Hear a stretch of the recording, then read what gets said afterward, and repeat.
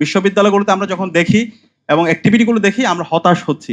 আমরা সে আগের মতো করে দেখতে পাচ্ছি দলীয় বিবেচনায় শিক্ষকদেরকে নিয়োগ দেওয়া হচ্ছে এবং এটা খুবই মানে কষ্টের বিষয়। আমরা ছাত্র সংসদ নির্বাচিত হওয়ার পরে প্রত্যেকটা জায়গায় অসহযোগিতা। আমরা কি কোনো দলের কাজ করতেছি? আমরা শিক্ষার্থীদের জন্য কাজ করতেছি। আমরা বলছি বিশ্ববিদ্যালয়ে যেন আর কখনো গণরম গ্যাস্ট্রুম কালচার ফিরে না আসে। আমার যে ভাইটা কুড়িগ্রাম থেকে আসে, আমার যে ভাই বোনটা সে টেকনাফ থেকে আসতেছে, ঢাকায় তার কেউ নাই থাকার জন্য, আমরা চাই তাদের জন্য একটা সুন্দর একটা পড়ার টেবিলের ব্যবস্থা করতে, সুন্দর একটা রুমের ব্যবস্থা করতে, তার যেন কখনো আর গণরম গ্যাস্ট্রুম কালচারে ফিরে যেতে না হয়। সেই জন্য 2841 কোটি টাকা একটা প্রকল্প আসছে। এতদিনে সেই প্রকল্পের কাজ দৃশ্যমান হওয়ার কথা, কাজ শুরু হয়ে মোটামুটি 20 থেকে 25% হয়ে যাওয়ার কথা। কিন্তু আপনারা যেন অবাক হবেন, এখন পর্যন্ত এই প্রকল্প কাজ শুরু হয় নাই। তারা আবার রিভিউটা পাঠাইছে, আবার রিভিউ করে আবার করবে, এরকম করতে করতে আমাদের আশঙ্কা হচ্ছে এই প্রকল্প কখন ল্যাপস হয়ে যায়, কখন বাতিল হয়ে যায়। এইভাবে হইতে পারে না। আমরা বেঁচে থাকতে এই ক্যাম্পাসে আর কখনো গণরম গ্যাস্ট্রুম কালচার ফিরে আসতে সেটা দিব না।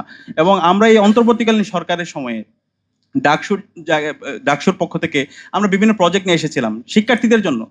আপনারা জানেন শিক্ষার্থীদের জন্য আমরা আমাদের এই ক্যাম্পাসে মেয়েদের জন্য জিমনেশিয়াম, যেটা কখনো ব্যবস্থা ছিল না সেটা আমরা ব্যবস্থা করেছি। এরপর হচ্ছে শিক্ষার্থীদের জন্য আমরা সেন্ট্রাল ফিল্ডে, যেটা কখনো সংস্কার হয় নাই, সেটার জন্য আমরা 2 কোটি টাকার একটা ফান্ড নিয়ে এসে বিশ্ববিদ্যালয়ের কাছে গেছি, সেটা তারা করে নাই।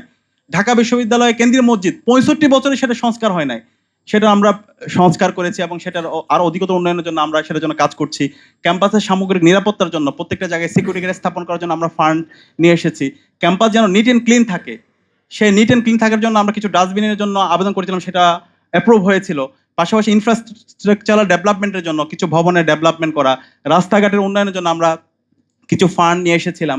যে পুকুরগুলো আছে ক্যাম্পাসের পরিবেশগত, সেই পরিবেশ সুরক্ষার জন্য সে পুকুরগুলো সংস্কার করা, লাইটিং করা, সেটার জন্য আমরা কিছু প্রজেক্ট নিয়ে এসেছি। কম্পিউটার ল্যাবের স্থাপন প্রত্যেকটা হলে যেন শিক্ষার্থীরা, বর্তমান যুগটা হচ্ছে টেকনোলজির যুগ, শিক্ষার্থীরা যেন বিভিন্ন প্রযুক্তির মাধ্যমে নিজেদেরকে উৎকর্ষ সাধন করতে পারে, নিজেদের সফট স্কিল ডেভেলপমেন্ট করতে পারে, সেরকম কিছু ফান্ড নিয়ে এসেছিলাম।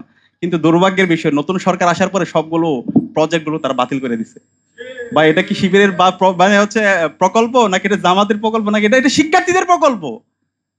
এবং যে প্রকল্পগুলো ইতিমধ্যে অনুমোদন হয়েছে সেই প্রকল্পগুলো বাতিল করে দিছে। আচ্ছা, বাতিল করে আপনারা করেন না, তারাও করবে না।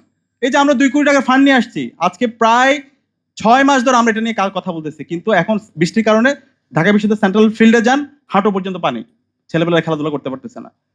হয় আপনারা নিজেরা ফান্ড নিয়ে এসে কাজ করেন, অথবা আমাদেরকে করতে দেন। তারা নিজেরাও করবে না, আমাদেরকে করতে দিবে না। এটা কোন ধরনের হিপোক্রেসি? ঢাকা বিশ্ববিদ্যালয় সেন্ট্রাল মসজিদে আমরা অনেক কষ্ট করে, আমরা বিশ্ববিদ্যালয় প্রশাসনকে বলতে হয় না, পরবর্তী আমরা নিজেরাই মসজিদের সংস্কার করলাম এবং এসি নিয়ে আসছি। অনেক কষ্ট হয়ে যায় মুসল্লিদের। সে এসি আমাদেরকে বলা হয়েছিল 1 মাসের মধ্যে সেটা এসি ইলেকট্রিসিটি কানেক্ট করা হবে। এবং আজকে যিনি অন্তর্বর্তীকালীন সরকারের সাবেক ধর্ম উপদেষ্টা, উনি আমাদের উদ্বোধন অনুষ্ঠানে ছিলেন, সাবেক বিসি ছিলেন। কিছুদিন আগে প্রেস রিলিজ দিয়ে বলা হয়েছে নাকি এটা আমরা অনুমোদন ছাড়া এটা আমরা করছি। কিন্তু যে প্রোগ্রামে ভিসি উপস্থিত ছিল উদ্বোধনের সময়, এবং সেটা সম্পূর্ণ আমাদের রেজুলেশন আছে, মিটিং হয়েছে, কিন্তু এরপরে এখন বলতেছে সম্পূর্ণ অস্বীকার করতেছে। তো এই যে হিপোক্রেসি গুলো আপনারা করতেছেন, জাতির সাথে আপনারা যে হচ্ছে দ্বিচারিতামূলক আচরণ করতেছেন, এটা এর মাধ্যমে নিজের পায়ে নিজে কোড়াল মারতেছেন। বাংলাদেশে সাবধান করছে আপনাদেরকে, বাংলাদেশে যে জুলাই প্রজন্ম আছে, সেই প্রজন্ম বাংলাদেশে যতদিন ইনসাফ কায়েম না হবে ততদিন পর্যন্ত তারা লড়াই সংগ্রাম জারি রাখবে। ইনশাআল্লাহ বাংলার এই মাটিতে আমরা এই শিক্ষা ব্যবস্থার আমূল পরিবর্তন করবো। শিক্ষা ব্যবস্থার যে ফেসিবাদী এখন যে আমরা রূপ দেখতে পাচ্ছি, যে শিক্ষা ব্যবস্থার যে বস্তা পচা আমরা যে হচ্ছে কালচার দেখতে পাচ্ছি, সেটাকে আমরা সমূলে উৎপাদন করে আমরা নতুন শিক্ষা ব্যবস্থা নতুনভাবে আমরা শুরু করবো ইনশাআল্লাহ।